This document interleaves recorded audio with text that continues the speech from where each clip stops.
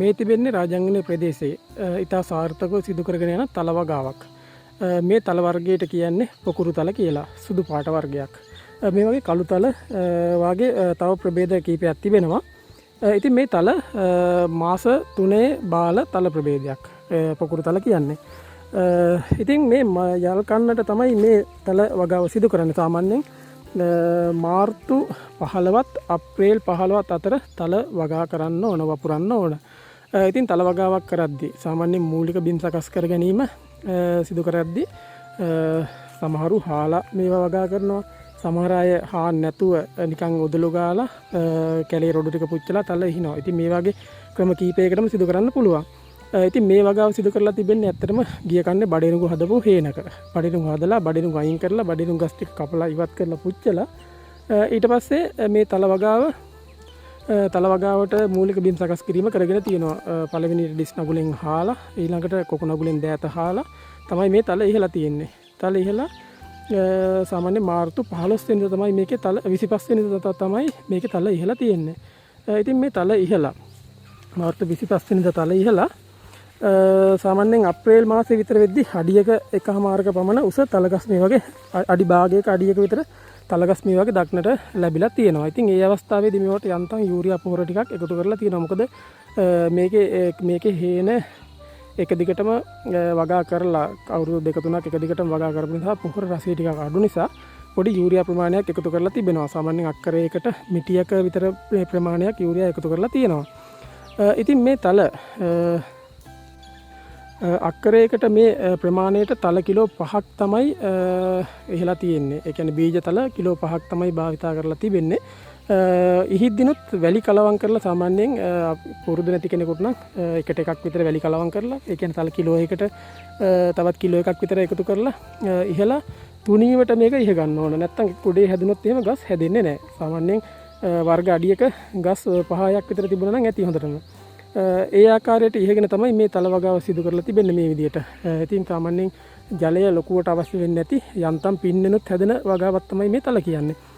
ඉතින් ඒ විදිහට තමයි මේ සිදු කරලා තිබෙන්නේ. දැන් අද වෙසක් මාසේ පොසොන් මාසේ පළවෙනිදා. ඒ කියන්නේ මාර්තු මාසේ අප්‍රේල් මැයි ජූනි. ඉතින් ජූලි මාසේ වෙනකොට මාස මේකට දැන් 2යි ගාණක් තමයි දවස් ගත වෙලා තිබෙන්නේ. සාමාන්‍යයෙන් මාස 3 වෙද්දි මේවා කපන්න පුළුවන් මට්ටමට එනවා. මාස 3ක් යනකොට මේ වගාවේ අස්වනු නෙලන්න පුළුවන් මට්ටමට ආපුවාම මේ ගස් ටිකක් කහ වෙනවා.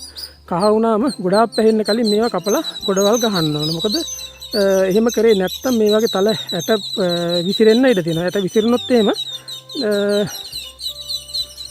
තල වලින් අස්වැන්නල ගොඩක් ගන්න බැරි වෙනවා. මොකද ඒ විසිරලා යන්නේ හොඳ තල ටික. ඉතින් ඒක නිසා මේවා යන්තම් කහ වෙනකොට මේ වගේ අස්වැන්න ගස් කපලා ගොඩ ගහන්න පටන් ගන්නවා. ඔබට මේ වගේ පේනවා ඇති තැන් තැන් වල මම බොඩ දර්ශන කීපයක් පෙන්නලා මීමැස්ස ඇවිල්ලා මේ වෙනකොට මේ තල මල් වල පැණි උරා බොන ගමන් තමයි ඉන්නේ. ඉතින් සාමාන්‍යයෙන් අපේ පැරණි කියමනක් තිබෙනවා. සාමාන්‍ය වෙසක් මාසේ තල මල් කඩාගෙන තමයි පන්සල් යන්නේ පූජා කරන්න. පොසොන් මාසේ වෙද්දී තල අස්වැන්න විකුණලා වන්දනාව යනවා කියලා. ඒ කියන්නේ අපි මෙහි ළඟ පන්සල් වල වෙසක් මාසේ ගිහිල්ලා අපි රාජාංගනයේ හැටියට අනුරාධපුරයට තමයි වන්දනාව යන්නේ. අනුරාධපුරයට යන්නේ තල අස්වැන්න විකුණලා. ඉතින් ඒ තමයි ජනප්‍රවාදී අපේ පරිණි මුතුන් මිත්තන්ගේ ඉඳලා පැවතෙන කියමන. ඉතින් ගොඩක් දෙනෙක් දැන් මේ වගේ වගාවන් කරනවා අඩුයි. මොකද දැන් කඩෙන් ගන්න තමයි හැමදේම බලාපොරොත්තු වෙන්නේ බලන්නේ. ඉතින් ඒක නිසා මේ වගේ තල වගාවක් කරනවා අඩුයි. ඒක නිසා මම මේ වීඩියෝ නිතර ඔබට රැගෙන එන්නේ.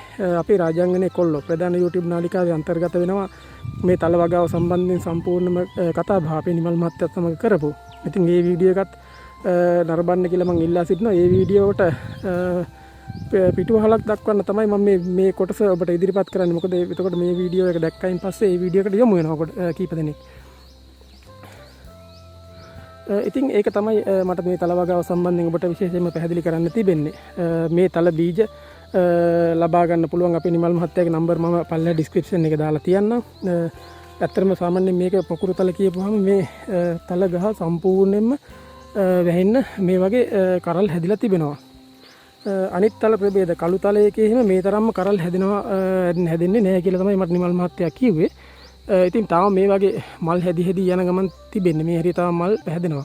ඉතින් මේ මල් හැදිලා ඉවර වෙනවා තව ටික දවසක් ගියපුවාම. ඊට පස්සේ මේ වගේ කරල් මෝරන්න ගන්නවා. ඊට පස්සේ තමයි මේවා සතියක් දෙකක් යනකොට කහ පාටට හැරිලා කොළ වැටෙන්න ගන්නවා. ඊට පස්සේ මේවා අස්වැන්න ගස් කපන්න සුදුසු කාලය.